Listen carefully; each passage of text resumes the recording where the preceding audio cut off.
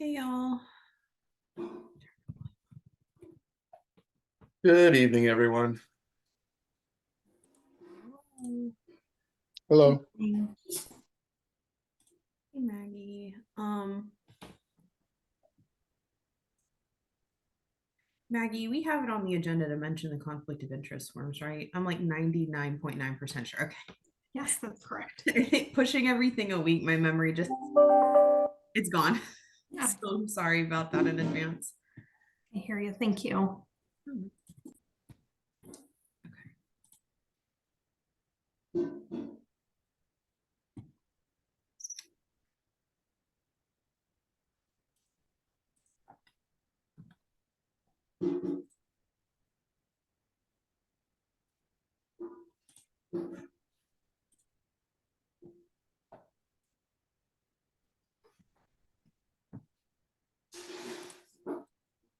So we know a few people aren't going to be able to be here. I think we'll still be able to make quorum.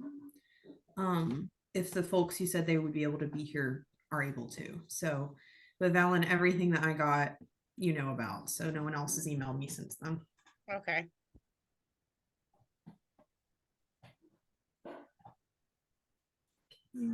Give some folks a few minutes as Okay. usual.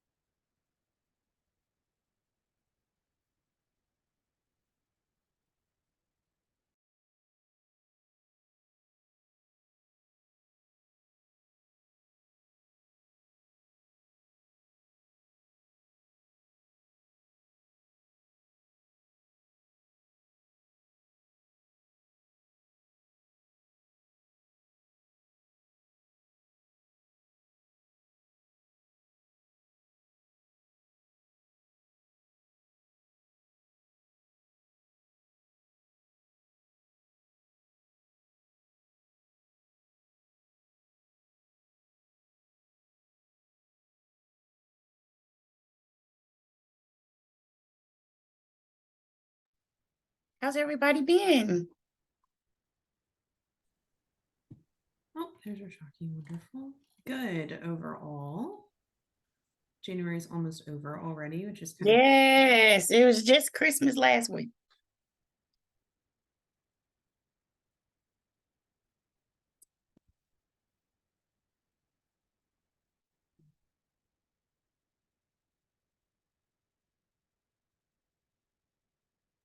sorry, my cat is yelling at me for no reason.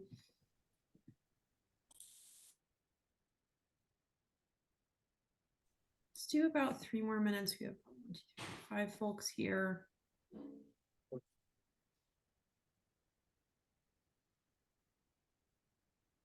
And we have 14 currently. 14 or well, 15 technically, right? Members right now, Maggie. So we'll need at least 8 folks to have quorum.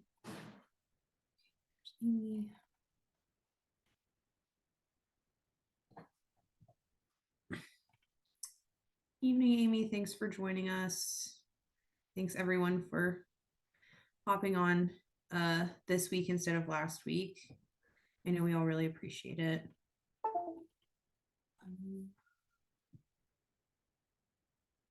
Oh man, beautiful.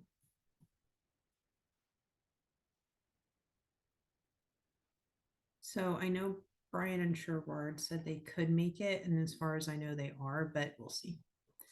Hello everyone. We're just waiting on we'll need one more person to make quorum. Thanks for being here for a rescheduled time.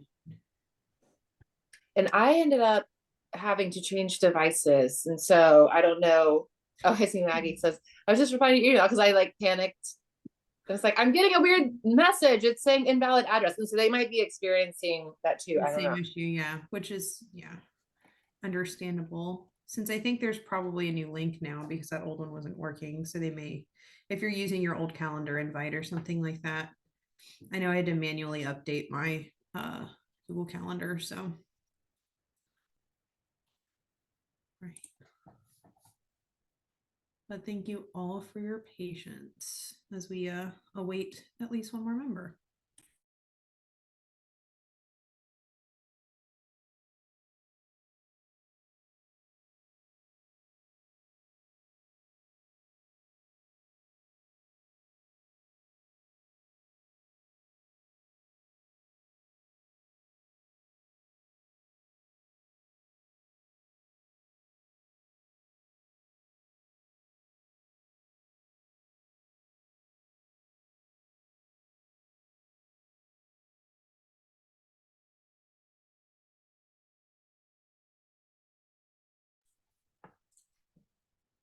Well, I also do want to be respectful of everyone's time. What we can do is call the meeting to order.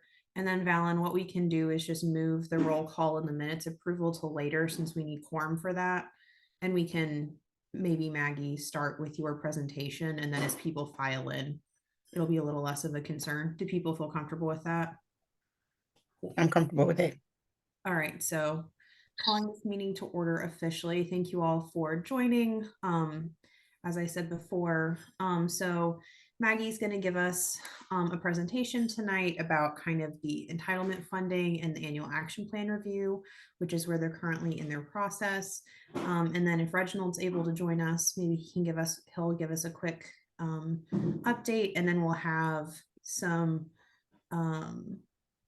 housekeeping and then a check-in with our subcommittee, which I know Amy has been wonderful in volunteering to be a little bit of a spokesperson for, but I know we need to have a discussion around what our capacity looks like for Community Development Week. So that's kind of the plan. Okay. And I can't remember who I emailed this to, if it was Maggie or if it was somebody on the, sorry, I'm like holding a napkin, somebody on the CAC leadership team, but I do have to switch to another call at 7. And so Yeah, you it let me probably know. won't be me talking about that. It'll be somebody else, but the rest of the committee is on the call. So perfect. Thanks so much, Amy. I appreciate that reminder. That's helpful. But Maggie, if you're ready, we're excited to hear.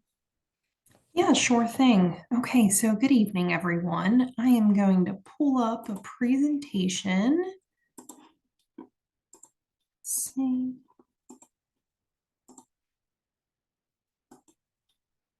Okay, hopefully everyone can see my screen. There should be a slide. Okay, I see some thumbs up. Okay, so I am going to discuss entitlement funding, so our entitlement grants, and the planning process and how those two things intertwine. So firstly, I'm going to discuss the Community Development Block Grant, otherwise known as CDBG, Home Investment Partnerships Program, otherwise known as HOME, Housing Opportunities for Persons with AIDS, otherwise known as HOPWA, and then the Emergency Solutions Grant, or ESG. And so these are the 4 entitlement grant funding sources our department receives.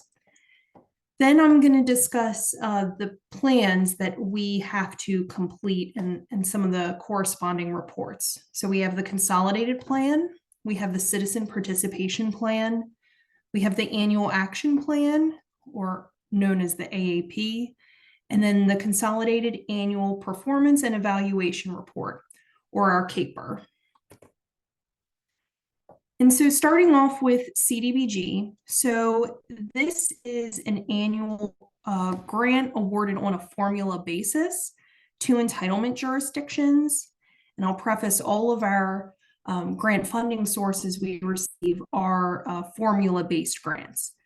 So to be considered an entitlement community, our population is assessed, and that's what determines that we're eligible for participation and ability to receive the CDBG grant. So there's a way that's calculated. It's a formula that uses objective measures such as community needs, the extent of poverty, looking at our population, housing, overcrowding, age of housing, all sorts of data of that sort. A lot of it is sourced from the American Community Survey, ACS. And with CDBG, some of the eligible activities include acquisition, relocation and demolition, rehab. Then there's public facilities and improvements, public services, economic development, and job creation retention activities.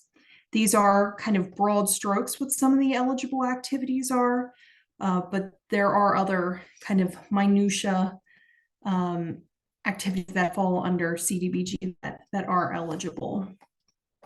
And what's really important that each activity must meet one of the 3 national objectives, and they are benefiting low and moderate income persons, prevention or elimination of slums or blight, and then urgent community development need.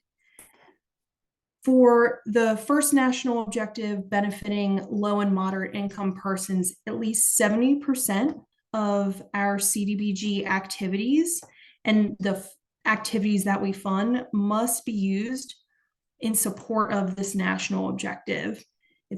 We are tested on it on an annual basis to see where we are as far as the activities we funded that meet this national objective. So they're very important when we're determining what activities are to be funded. And on that, like, and sorry, I'm on an iPad, and so I can't really use the chat function very well. I mean, to me, 70% feels a little bit low, to be honest. Like, is that typically, like, where would we typically be in previous years on that one when we do the assessment?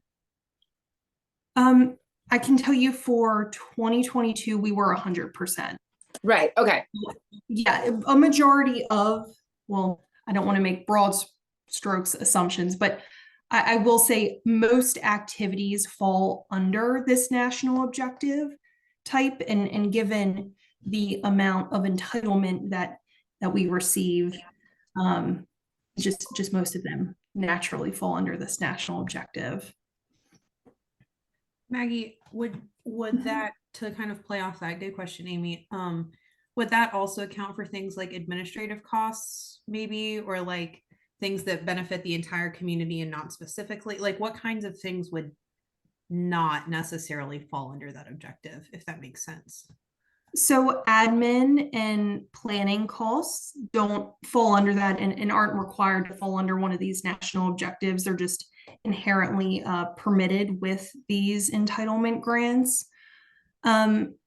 So I can tell you urgent community development need, I've seen that national objective be used for like disaster recovery. So say something very immediate, urgent, pressing occurred, and funds needed to be diverted in support of that effort. I've seen that national objective used. But I will say a lot of the activities that are CDBG eligible would just inherently fall under the low to mod income national objective. They just do the way that they're structured, and the really the activity structure type is in support of them.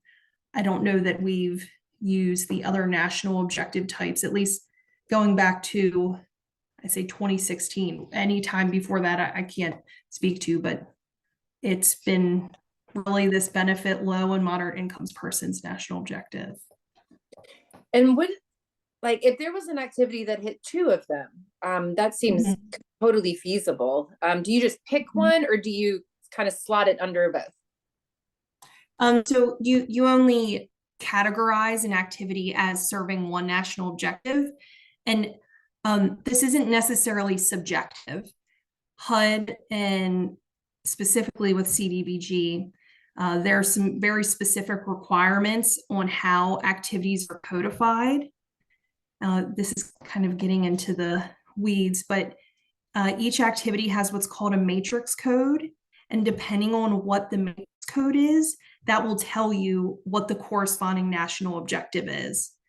And there are also categories of this benefiting low and moderate income persons national objective, there's housing, for example. So there were a lot of nuances with CDBG that aren't necessarily seen in the home grant per se. So yeah, hopefully I answered the questions there. Let me try to good afternoon, everyone. Let me try to jump in and explain. So in the essence of explaining this, Maggie's done a very effective job, and it's just a bullet here, but when we study on it, there's several pages behind that bullet to explain what it is and what it can't be. And so just, looking at the bullet and saying, oh, it can fit under this category. Well, maybe not. And because we have to look at several pages of documentation that explain what qualifies and what does not. So I would just share this. So the likelihood of something being more than one, probable based upon the name, but when we get into the details, probably not. Thank So you. I'll just offer that. Yeah, that's helpful, Reginald and Maggie. Thank you. Sorry to interrupt you, Maggie. No, thank you. Thank you, Reginald, for that comment. So moving on to the Home Investment Partnerships Program or Home Grant. So this is another annual grant that's awarded on a formula basis, but it's important to note that this is the largest federal block grant designed exclusively for the creation of affordable housing for low to moderate income households. And if an entitlement jurisdiction is eligible for at least $500,000 in CDBG funding, they therefore would qualify for the home grant and the formula calculation would be completed. But something that's important to note, and you may hear us use this verbiage interchangeably, home codifies jurisdictions as participating jurisdictions or PJs, but CDBG codifies us as an entitlement jurisdiction. But they are used, as I said, synonymously and kind of interchangeably. And some eligible activities for the home grant include rental and homebuyer housing development, homebuyer assistance, homeowner rehabilitation assistance, and what we call TBRA or tenant-based rental assistance. Something that's important to note, with all these grants, there is an annual admin cap, and it varies per grant. But with our home grant, 5% of our allocation goes to the Durham City County Home Consortium. So we are in a collaboration with Durham County, and so those funds would go towards a activity within the county that benefits a county resident. And then as well, 15% of our allocation automatically goes to what's called a Community Housing Development Organization, or CHODO. And that is automatic. And there are some very specific requirements surrounding CHODOs, their structure, eligible activity types, things of that sort. And then it's also important to note that we have to match our home funds 25 cents on the dollar with non-federal sources.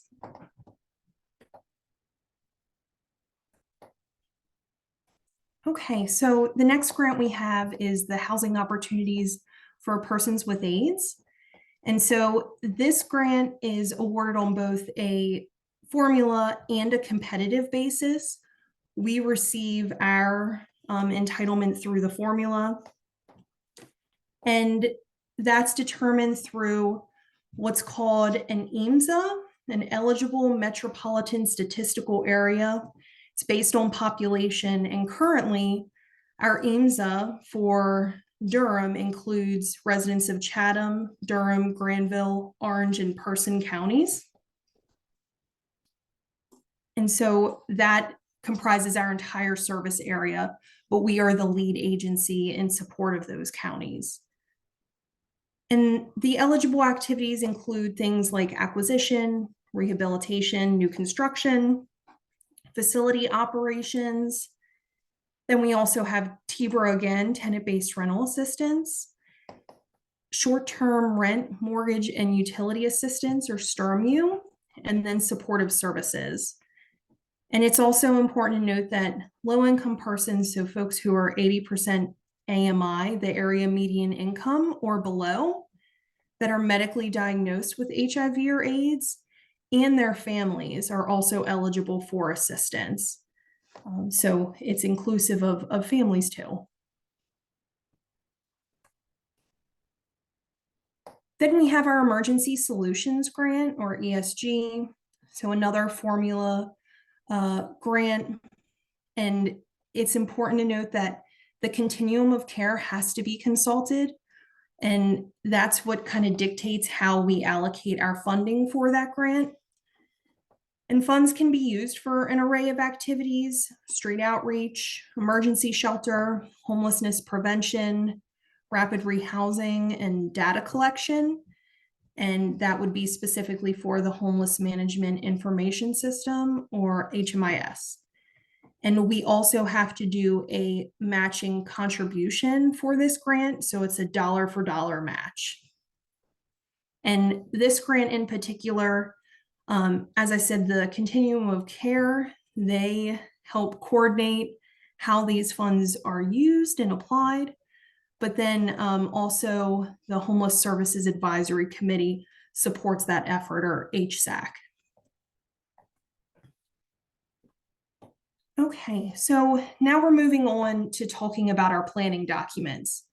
So in order to access all of these entitlement funds, we have an obligation to complete both a consolidated plan and an annual action plan.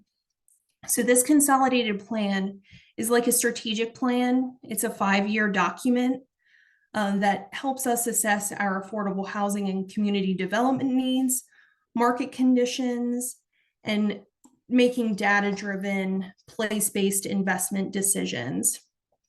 And this framework has a large citizen participation component to it. And we have to be able to enumerate how the community development priorities we, state and outline in that plan is focused on the funding sources that we receive. The consolidated plan also outlines kind of overall, it's a rather large document, but it has our goals, priority needs, and then the performance measures for each of those goals and priority needs. And this plan has to be submitted via a web-based system called Integrated Disbursement and Information System, or IDIS, at least 45 days prior to the start of the program year. So currently, our consolidated plan covers July 1, 2020 to June 30th, 2025. So we will begin preparing here shortly to start planning for the consolidated plan that will take effect July 1, 2025. And then we have our citizen participation plan. So this identifies and sets forth our guidelines that we have to follow to ensure that citizens of both Durham City and Durham County are aware of the programs and activities that are financed with these federal entitlement funds. And it addresses very specifically the time frame and manner in which citizens will be informed and encouraged to participate in the process of expending our CDBG Home HOP1 ESG funds. And it also addresses how that participation will occur for each planning document: the consolidated plan, annual action plan, and then CAPER. And I've taken a quote out of the bylaws for this committee that really, or excuse me, not a quote from our bylaws, a quote from the citizen participation plan, but is directly tied to this committee. So what I've highlighted, the CAC will throughout the year to review and discuss housing and community development issues, including CDBG, home, HOPWA, and ESG funded proposals to be incorporated into the annual action plan. In addition, the CAC will review and comment on the consolidated plan, annual action plan, any plan amendments, and the CAPER. So that's from page 1 of our City of Durham Citizen Participation Plan. It's also important to note all of the planning documents I'm referencing are available on Community Development's website. There is a tab to the left that says HUD funding documents. And so that's where all of these are housed and can be found and looked at. So next, kind of segueing into the annual action plan, as the name insinuates, this has to be completed annually. And the consolidated plan, that 5-year plan I just referenced, is carried out through the annual action plan. And so the annual action plan is more detailed about what we're going to be doing throughout the program year to advance and meet the goals, objectives, and initiatives we outlined in that consolidated plan. It requires at least 2 public hearings prior to the submission of the plan, and those are held by Durham City Council. And then the first public hearing of the 2 should be to receive comments on housing and community development needs, so what the public sees. And then the second public hearing typically is held to receive comments on the draft annual action plan. So once it's been crafted and drafted, what the public and citizens have feedback on regarding that plan. And comparable to the consolidated plan, this has to be submitted at least 45 days prior to the start of the program year to HUD through IDIS. And so looking at our timeline for the FY 2024-2025 annual action plan. So that's this coming plan that's effective July 1, 2024. We've held our first public hearing on December 18th during the City Council meeting. Then this evening, I'm giving this kind of overview of our entitlement funding and the planning process. And then during our next meeting, I hope to provide a draft of the funding chart that outlines how we will be allocating funding for FY 2024 and 2025. Then effective March 12th, that will begin the public comment period. It's 30 days, that public comment period as outlined in our citizen participation plan. So that will be the opportunity for public and citizens to provide feedback on both the funding chart and the plan itself. Then that 30-day public comment period will conclude on April 10th. Then on April 15th, we will be hosting the second public hearing, and that aligns with the City Council meeting for that date that's occurring that evening.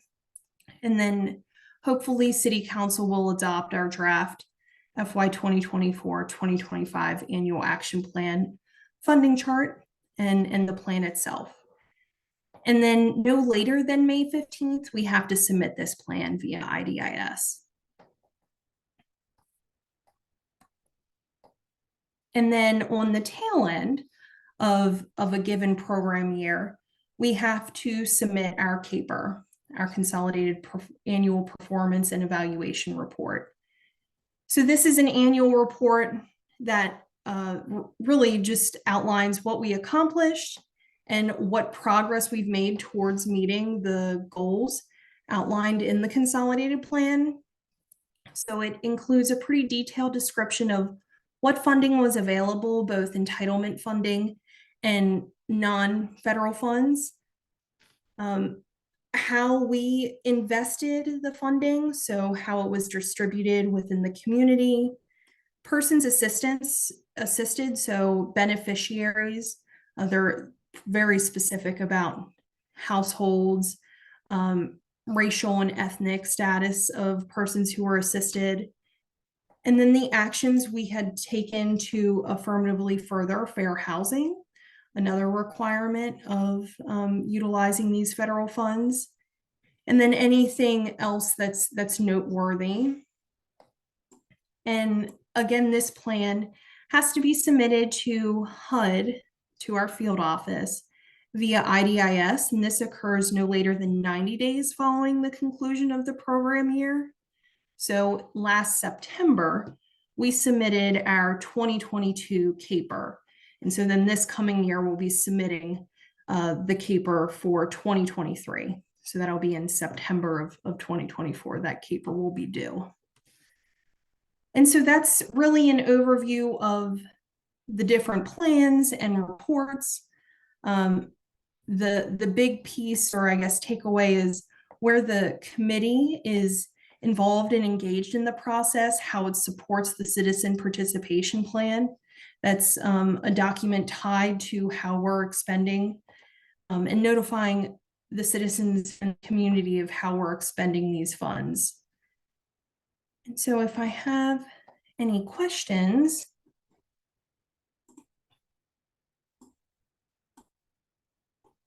Let's see. Well, first of all, maybe it's just me because there's obviously some weird things happening with the invites, but I didn't have the February CAC meeting on my calendar yet. There wasn't an invite yet. So that might be one to get on the calendar soon, since it's kind of an important one, it sounds like.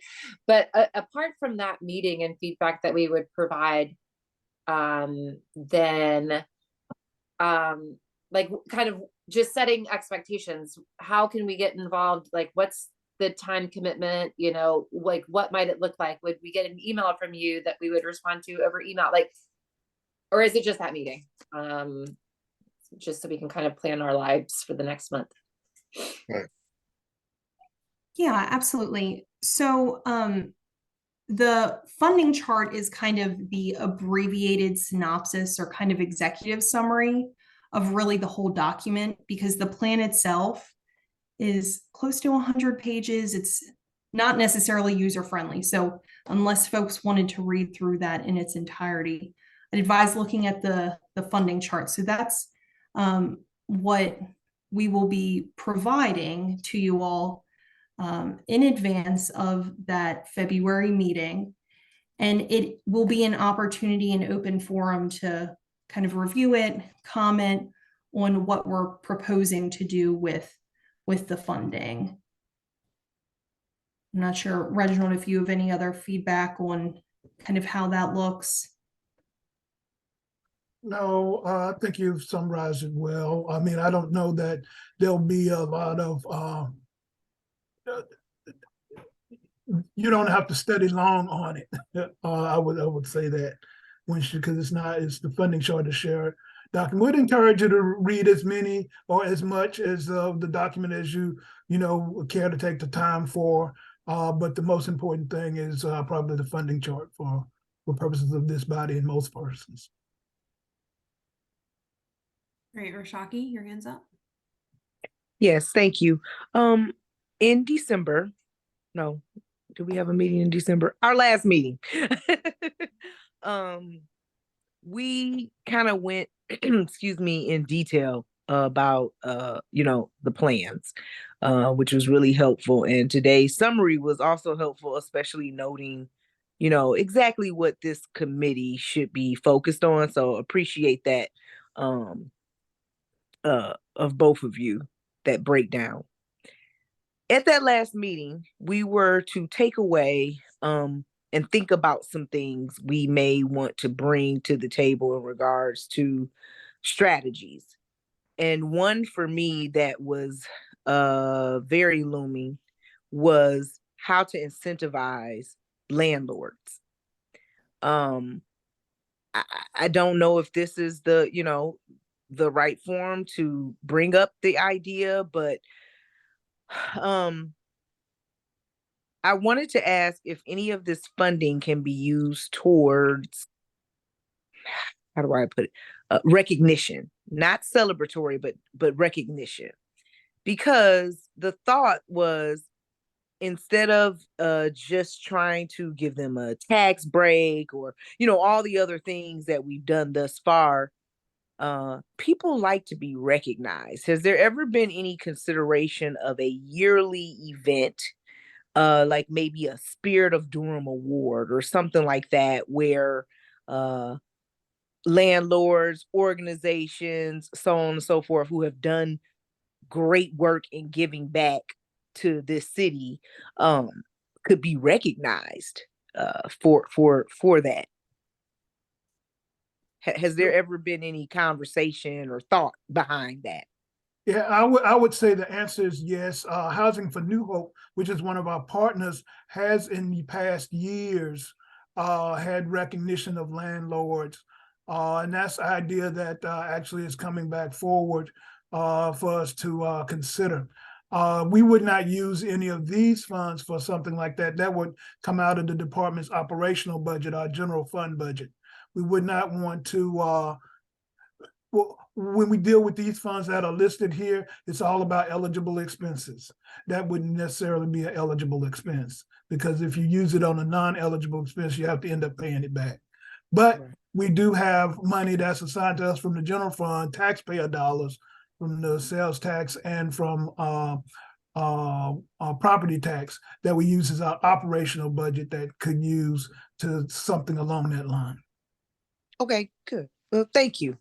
Oh, Thank you're you. welcome. You're welcome. Thanks, Rashaki.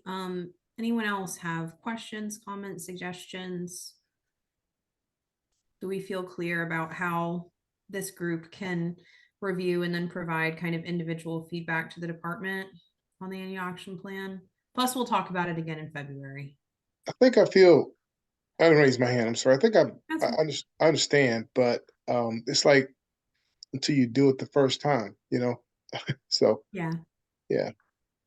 Yeah. And I'm Okay. sure if we want and need to have a discussion about it at our February meeting, we'll definitely have time and space for that.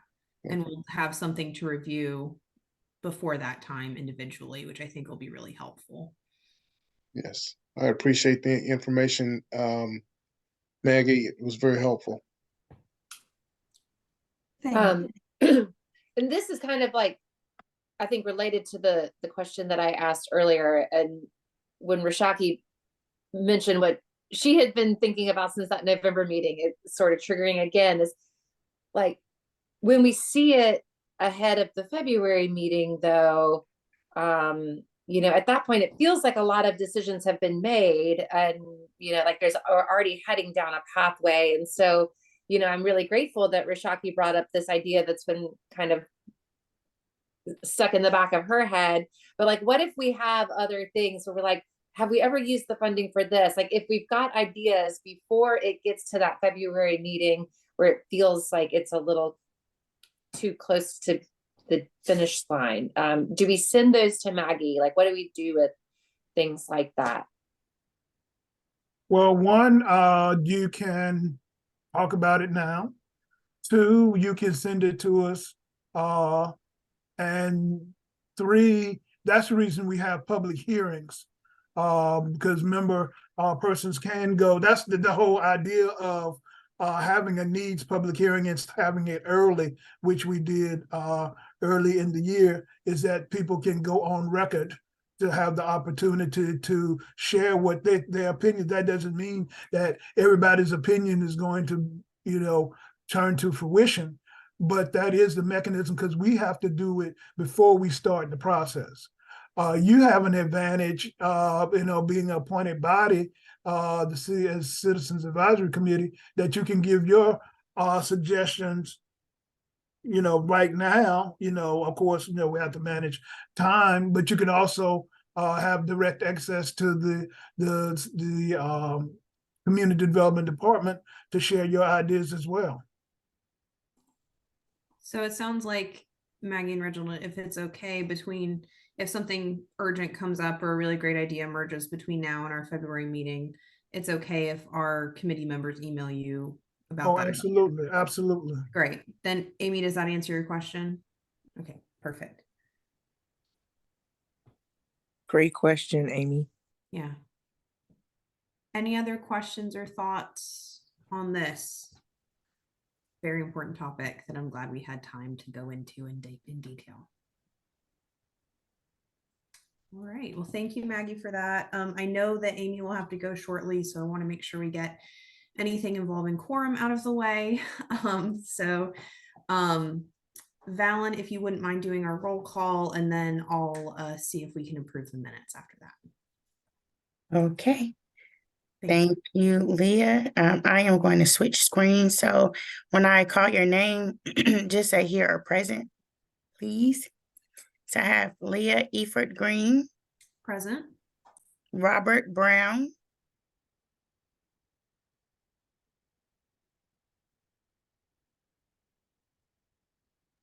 Present. okay, myself, I'm here. Ahmed Ali, Present. Alexa Hartenstein Hamill has an excused absence. Alicia Curry is excused today, and so is Amy Jones. Anne Rebeck, excuse me. Amy Jones, Here. sorry. Brian Langloss,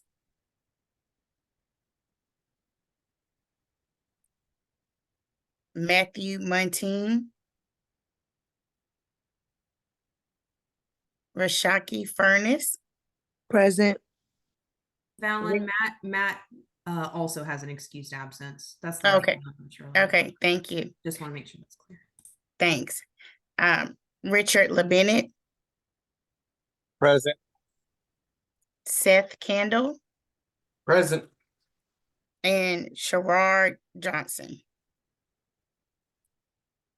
Okay. And Seth very kindly messaged me to let me know that if we have quorum, we never lose it, even if someone leaves. So thank Nice. you, Seth, as always, for keeping me compliant with Robert's Rules of Order that I continuously stumble with. So thank you all for your patience with that. Thank you, Valen. Valen also sent out our draft minutes from our November meeting because we did not meet in December. Are there any additions or changes that are needed to those? All right. If not, I will take a motion to approve the November minutes. I move to approve the November minutes. Thank you, Shaki. Seconded by Seth Candle. Thank you, Seth. Wonderful. Thanks, y'all. So I know we want to do Reginald's. You do need to carry the motion. Oh, the motion carried. Thank you, y'all. Yeah. I need to just spend a couple hours. That's on my to-do list for next month. I need to spend a couple hours just going over. I'm literally adding it to my to-do list right now. Robert's Rules of Order. Perfect. So the motion carries. The minutes are. No, we have to vote. Oh my gosh, Seth, help me. No, this is right. Seth should be the chair, clearly. No, I'm happy as the parliamentarian. All in favor of approving November's minutes, please say aye. Aye. All opposed? Perfect. Okay, motion carries. Reginald, I know you have a short update, but again, I want to make sure Amy gets all the housekeeping. So Maggie, do you want to briefly talk about conflict of interest, and then we'll come back to Reginald? This should only take a second, I assume. Yeah, absolutely. So earlier today, I did send out to all committee members a copy of our conflict of interest form. This does have to be completed on an annual basis in accordance with the committee's bylaws. So if folks can please just take a look at that. You can fill out the form. It's a fillable Word document where you can just manually type your name, signature, and date. And then if you could please return that directly to me before next month's meeting, that would be appreciated. I can send out a reminder too. I was about to say, Valen, if you wouldn't mind sending out a reminder, that'd be super helpful. Thank you. No problem. Okay, so Reginald, if you would like to do an update just from the department, that'd be wonderful. Yes, thank you. Hope everybody's doing well and had a great holiday celebration. Do want to say a couple of things. and I won't be long. But one, in addition to what Maggie has shared with you in terms of the annual action plan, that the process is moving forward. Then also we are getting ready for the consolidated plan, which is a little bit longer. She's talked about that, which is our 5-year plan. When you have to make changes to any of those documents or those plans, it's generally what is called a substantial amendment. And that is according to our what's also called a citizen participation plan. And we've kind of talked about that, but that says is the rules by which we engage the public and our citizenry when we're making changes to the plans or the annual action plan and the consolidated plan, or adopting an annual action plan, where we're going to be in need of doing a substantial amendment coming forward. That's going to come out the blocks pretty quickly at this point. It's mainly to do some cleanup on some various programs that in past annual action plans, the money may not have been used in the times that it was needed to, and we need to move it to additional projects. But we have to do that through a substantial amendment, which requires going through the process of public engagement. And so you'll see that we may have something to share.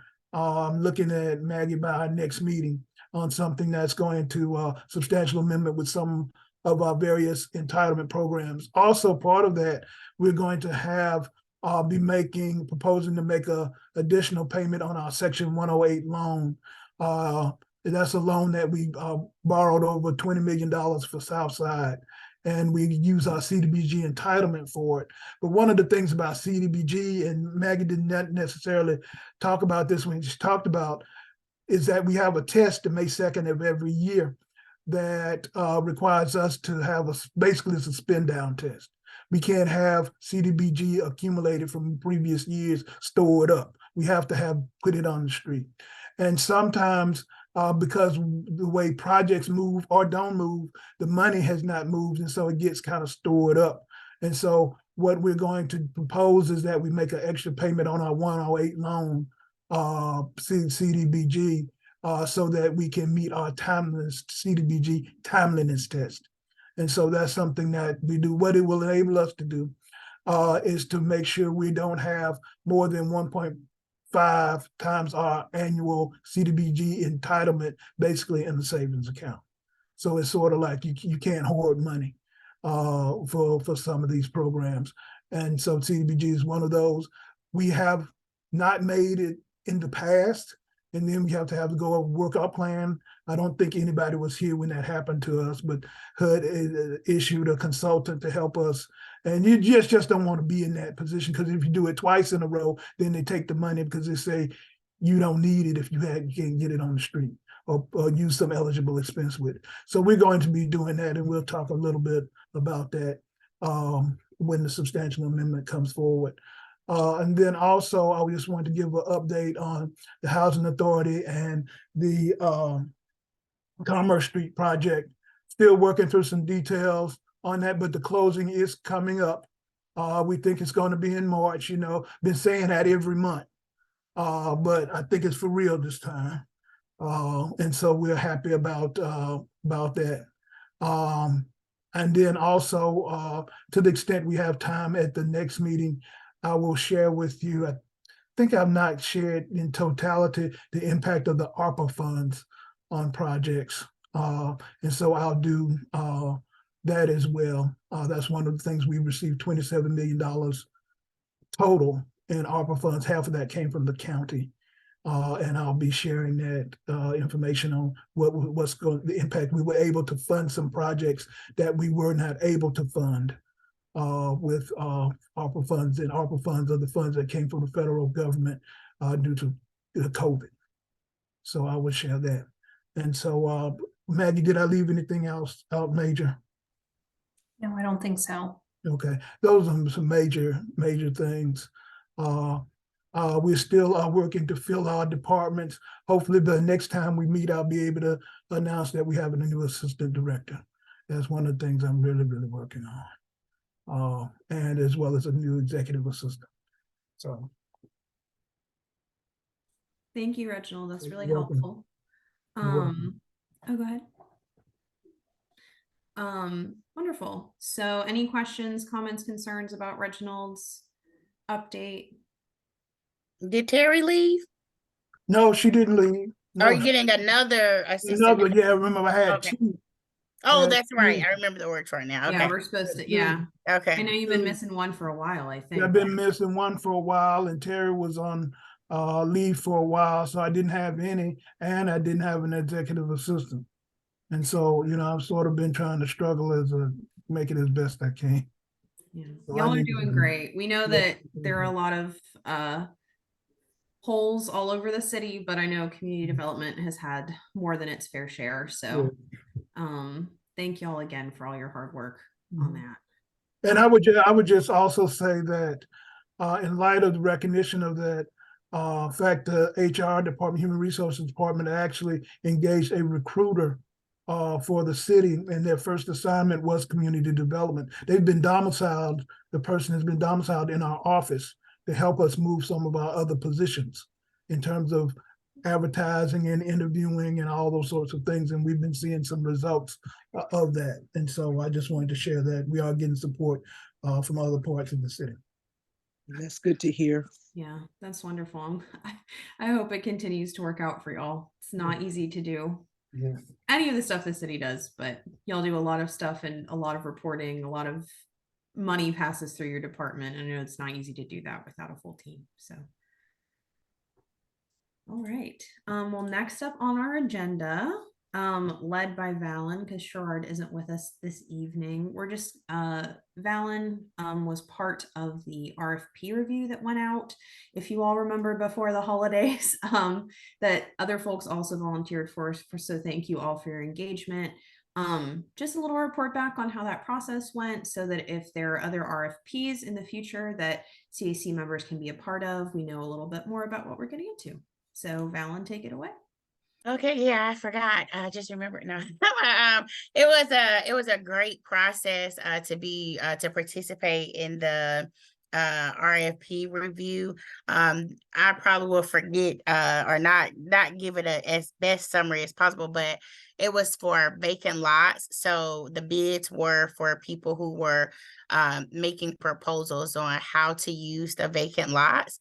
So we were provided the proposals, and we were able to review those. And then we had a meeting at community development, and it was led by Kishma. I can't remember her last name, but she was great. And then I think it was Kishma James. Kishma James, and then was it Dr. Scott? Michael Pullum. Michael Pullum.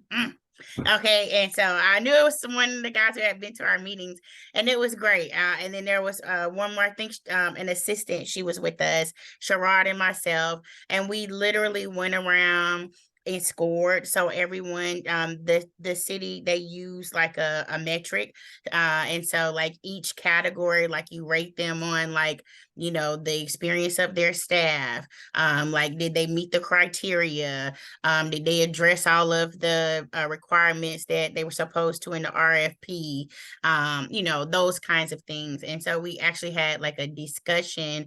And let me just backtrack. So Dr. Pullum explained to us how the process would work. He explained to us that basically everybody has a right to score as they want to, but if I had a 0 on something and somebody else had a 20, we would need to kind of discuss why there was such variance. So he explained the process, and we went around and shared where our thoughts were, and sort of why we rated one over the other. And so I really like the process of looking at each proposal individually, and then talking about them collectively. So in the end, we all rated them, and then we averaged our scores, and then we talked about the scores that we had. And at the end, Dr. Pullum also basically kind of said the community development team sort of like internally reviews them and sort of has a proposal. So it was nice to kind of go through the process, because I was kind of like, I wish everybody could kind of like get a little piece of this you know, a little piece of the pie. And they did, because I was under the impression that, you know, we rate, we choose, and then like we have a winner. And so it's really nice that you could split up, you know, I think it was, let's say it was 12 properties. And so instead of awarding everybody, you know, one applicant, all 12 properties, we split based off of, you know, there was some organizations that, you know, apply frequently, and, you know, bigger, larger organizations with more money, larger staffs. And then there were some organizations that were more up and coming. So we were able to kind of split up the award so that everybody was, you know, given a piece depending on sort of how we rated them. And so at the end, I still feel like I need like 1 or 2 more times to feel like I got it. But it was just really, really neat. And I would say I have a much greater appreciation, even just like today. And like Maggie's overview kind of reminded me of when we had the retreat last year and Reginald did the overview. We have these meetings and you all present a lot of information to us. And sometimes it's very overwhelming because it's so much information. But I think when you take a step back, it also helps you to appreciate like public servant is a real word. Like, you know, like, I mean, there is a lot of work that goes into like every bullet you see on our agendas, or like everything that we talk about. You know, it might be in 2 minutes we talk about it, but like this is months of planning, from like the RFP having to go out and meet certain criteria. It's like, you know, from the DEI perspective and making sure, you know, the right people even see it to apply to it, let alone, you know, like making sure that it's scored like equitably. So it was just, you know, very eye-opening. You know, like there's just so much work into every piece of it. So I really enjoyed being part of the process. I really was like, I felt like it was a learning opportunity, and I feel like there is still a lot to learn, but I appreciate having the experience. And Sherrod, I wish he was here because he was much more prepared. I'm like, I think Sherrod read every one of them back and forth, sideways.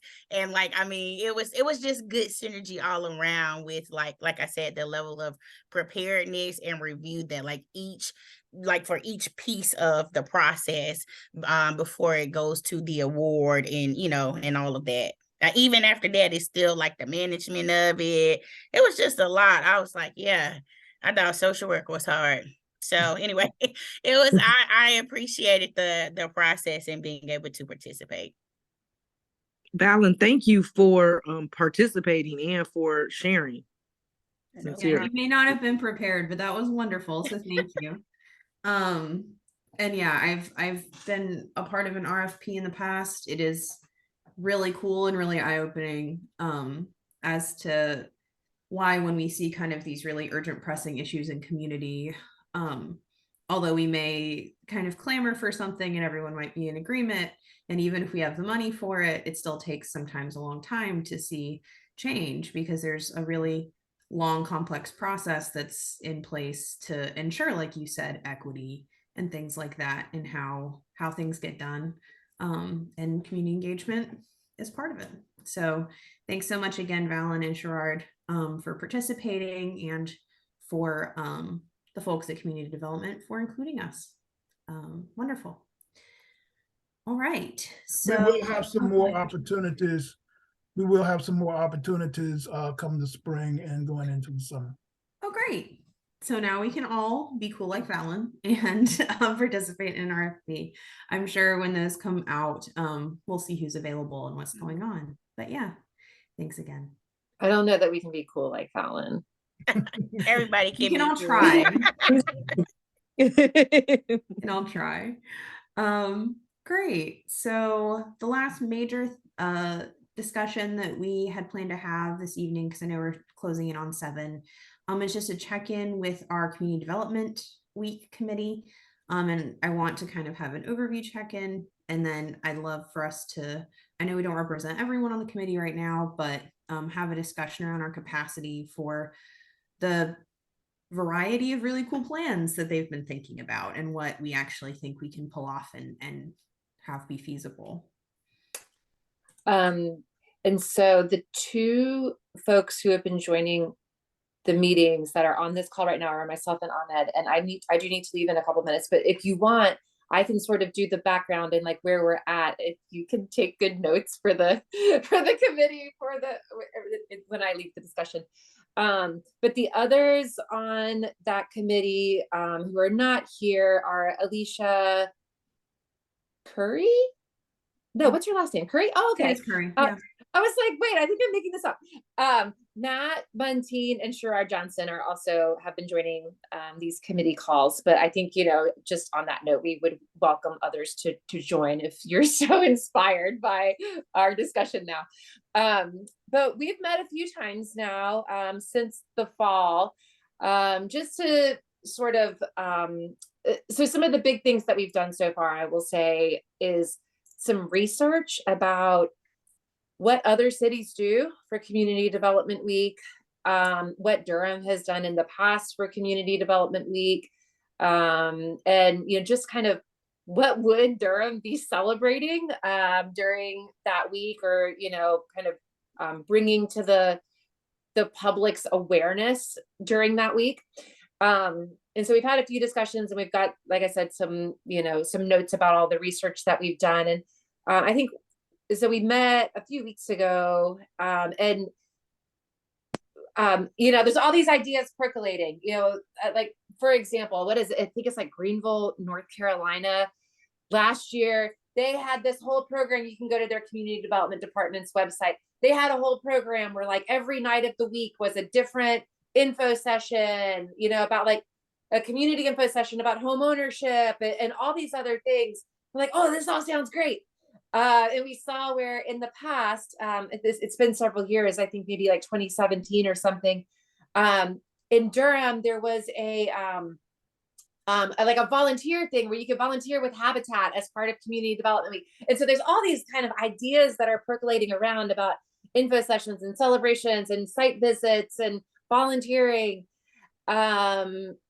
And we could put together a pretty robust week if we wanted to, right? But there's 5 of us who all have full-time jobs who are doing this. And so, and on top of that, I think this for me is the biggest thing is none of us are the content experts on this stuff. And so we could say, we're going to do a home ownership webinar, but none of us can deliver that, right? So like the community development department staff would have to be available both to, we could do some of the logistics and the planning and the administration of it, but, to actually deliver something like that and answer questions from the public, we can't do that. And so we wanted to just have a discussion today about,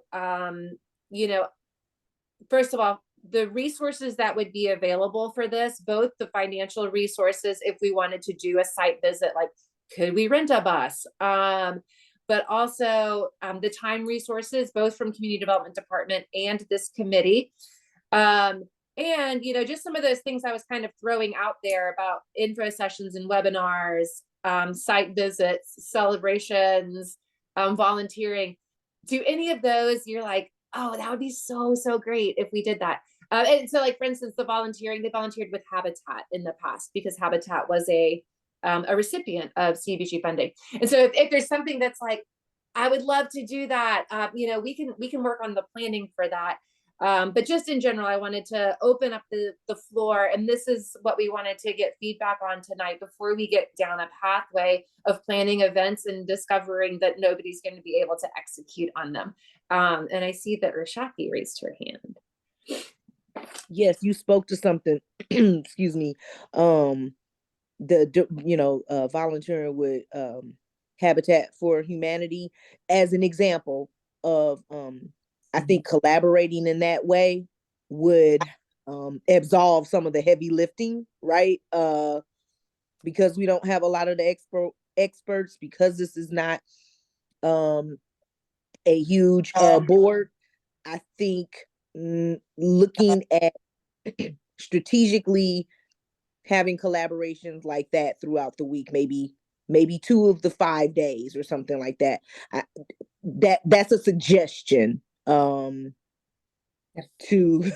kind of provide some relief, some we want to be realistic, right? So yeah. And you something you said, and I do need to get off, I'm sorry, I'm looking at the time, but something you said just kind of triggered another thing for me is, I mentioned that this Greenville, North Carolina, like they went all in and every day had something. But in the past, like, I mean, I don't think, Durham might have had one or two things. There's Exactly. always going to be like a proclamation that city council will read.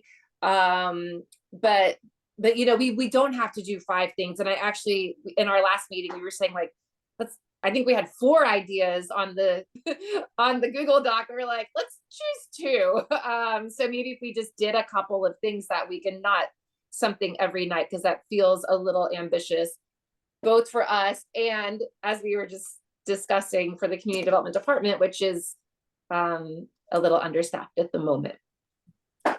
Thanks, Amy, so much for that presentation. Thank you for you and Ahmed and everyone else who's been doing that extra work and that extra engagement.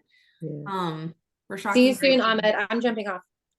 Bye, Amy. Have I a good guess- Thank you. Bye, Amy. One point I did also want to add is not just in addition to like facilitating and handling the logistics of if we were to try to do something every day of the week or several days out of the week, but also it's getting the word out there. That's definitely going to be a heavy lift. So we want to make sure that whatever events that we're planning, we're connecting with all the partners who we're hoping to show up. So whether that's like, if the city's going to be able to promote these events or, make those introductions as well, or, just making sure that we're packing the house, hopefully. I think that's a great point, Ahmed. One really quick thing, and then Valen, I saw you took yourself off mute. If we do 1 or 2 things, I think that's great. We want to make sure we're doing them well, because we can always build on that, right? Once we get some practice and we understand how it's done for a following year. I am personally, this is my personal opinion, we do absolutely do not have to do it. I would love to use some of the like funding that we get from city council as part of community development week to celebrate the folks who are receiving CDBG and other types of funding and doing the work. Maybe a little reception, and that that way we're not asking grant partners to throw a whole thing for us, right? We're throwing a thing for them, and then if they want to speak about their work, they can absolutely do that, but it can be a combo kind of information and celebration. That's something I'm personally drawn to. I think volunteering is also a good idea. But yeah, I think that throwing a celebration of that type is something that is within our wheelhouse, is within the city's wheelhouse, as far as they do those kinds of things all the time. We have the space and things like that, and we have some funding to do catering and things like that. So that's just one idea. And then Valen, do you still want to speak? And then Robert, because I saw you took yourself off mute. Thanks, Leah. I was going to piggyback. I think 5 is great and very ambitious, but I think if we did a couple things and did them very well, I think that would be great. And I know in the past we had talked about sort of exactly where you all are in terms of like a piece to sort of engage and then a piece to celebrate. I know that in the past we had talked about the down payment assistance program and not sort of, we don't want to rush of people to where like funds are limited, but I think the last update that we had at our last meeting, we had 1 complete application in the queue. And so I don't remember how many applications the city had received, but there was like 1 that had sort of met all the different criteria and was like being ready to be considered. So I think it would be great if we had like a home ownership, being as though we talk about housing a lot, and affordable housing, and maybe people don't know about the program, or maybe people who are not eligible in sort of like a proactive way, like people who maybe you're not quite there, but you're otherwise eligible. You might need to like work on your debt to income ratio or something like that. But like, I think it'd be great. I mean, if we have the staff available, if we could have something where we push it and maybe we could send out a blast through the city or the mayor's office, or, like, I don't know, like Channel 5 News say like, this is going to be sponsored, but something where we can sort of invite the people to come learn about what's already out there and like how to utilize it. I think that would be great. Sounds great. This really sounds really intentional. Yeah, Thank you, Val. I'm gonna jump in, Madam Chair. I just have to jump in to Absolutely. say, that's a good idea. But I do have to say that last week we had our first 2 loan closings under the DPA program. Nice. And so we have 2 Woohoo. households that closed last week that they are now homeowners, and we're just thrilled to death. Yes, that's great. Nice. Very nice. I just had to put that out there. No, that's so Thank you. exciting. Yeah. Thank you. Yeah. And we do have a video of not a news, a commercial that's going to be running, but I'll share it with you before it's announced. Public Affairs designed it for us to promote the DPA program. Good. Thank you. So I'll share that with you also. Thank you for the update. You're welcome. Robert.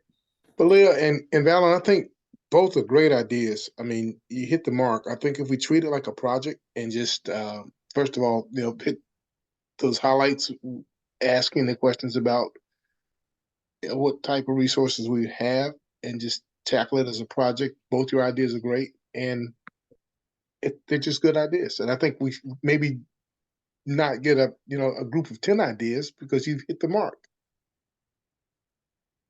Thank you so much, Robert. I appreciate that. Right. Ahmed, I know you've been meeting with the subcommittee. Are there other ideas that you would like to present that are substantially different from something that Val and I suggested?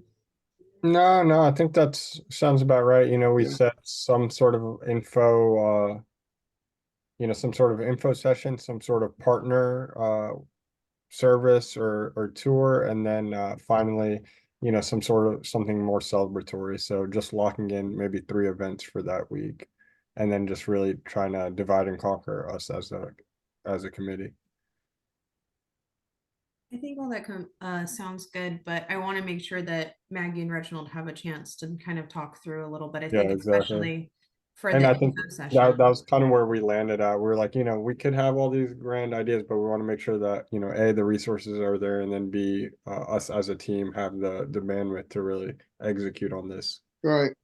Well, I would just say this in terms of financial resources or access to people resources. I would say I haven't heard anything that raises my eyebrows. So that's number one in terms of cost. Of course, we always have the participation. We can get some participation, but we have to work with that. We can work with public affairs to promote activities. They have managed our Facebook. We have a website. We have, of course, contacts with our partners. We have the access to use the city's resources in terms of their networks to promote something. So we pull together a document. You have a team that could actually put that to change the content or monitor correct the content and put it on Facebook or that sort of thing. Minimally. So we That's would right, have to do the work.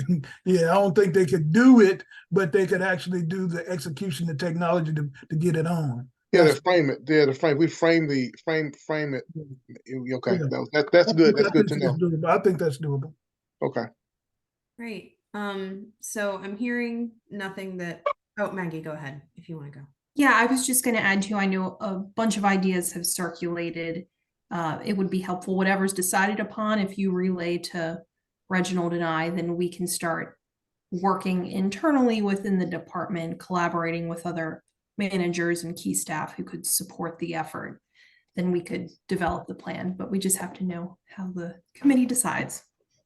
That's helpful, Maggie. Okay. And it is late January, so I want to make sure, and this is in April, so I want to make sure we're moving forward on it. I know we all feel that way. So if it's okay with this group that we have here, Ahmed, could you take the 2 ideas that we feel good about here back to the subcommittee, make sure that they feel okay, and then if we want to propose a third something, we absolutely can. But do we feel good in this group about perhaps like a celebratory event for partners, which would be something that city staff would just email those people directly, so it wouldn't be like a public thing, it would be for recipients, and then a public facing kind of informational session, perhaps a webinar. Do we feel good about that in this group?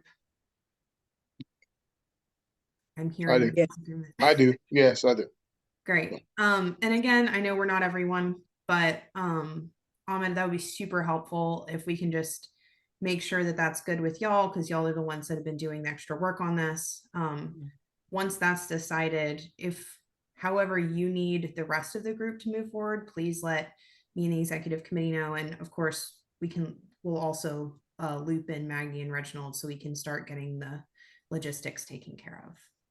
Cool. Yeah, I just noted it, and I'll we don't have a next meeting on the books yet, but I'll move forward with that too, and get Perfect. our sort of thoughts and then bring it back here. That's super helpful. Thank you so much. Thanks, y'all. I think it was a really fruitful, decisive discussion. Look at us. Okay, so let me pull up. I have the agenda here. So next on the agenda is public questions or comments. I don't see any attendees in the meeting, Benita, and I would bet there probably aren't any YouTube comments, but I'm going to ask if there are just in case. Don't see. Benita, do you see any comments or anything on the YouTube No. live? Okay, perfect. No. Okay. Then the next section is any announcements. Does anyone have announcements for the group? So I know Benita is going to start transitioning very soon, but I'm not sure if it's this meeting or next meeting. So I don't want to jump the gun. Well, I want to thank you again, Ms. Oh, no Benita. Yes, thank you. I know that you were filling in and have a lot of other stuff going on. So if we see you at next meeting, we'll be happy to see you, but we'll also be happy to not see you if you get back, you get to go back to your other job responsibilities. All right. Any other announcements from community development? Reginald, Maggie? I'm fine, thank you. Good. No, thank you. Wonderful. I did Google it, but now I'm doubting myself if we need a motion to end the meeting or not.